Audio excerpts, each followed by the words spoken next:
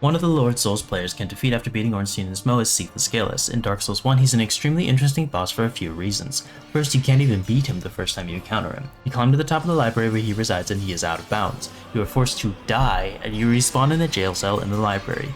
After breaking out, you find him at the bottom of the nearby crystal caves where you can finally challenge him to an actual fight.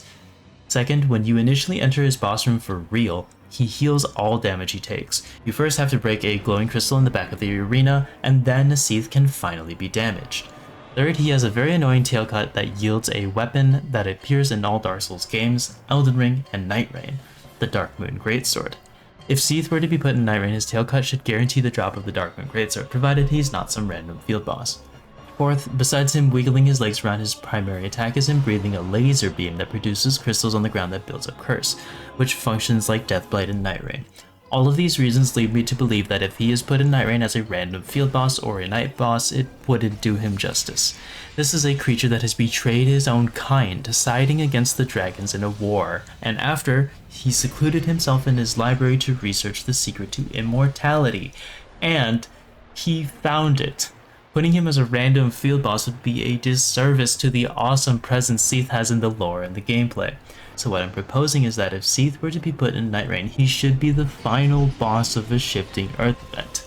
This would be a giant library, akin to the Duke's Archives in Dark Souls 1 and the Grand Archives in Dark Souls 3. Just like Noclatea has two malformed stars on either side of the entrance, the Archive should have two Moonlight Butterflies in the library too. Lastly, there should be a big room somewhere with Osiris the Consumed King from Dark Souls 3 in it.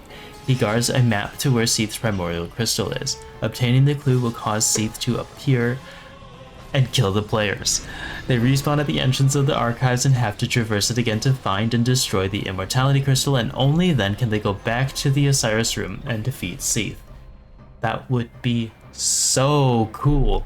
As for a unique reward, since Seath is canonically a nerd, he should grant players plus 10 levels to their highest stats.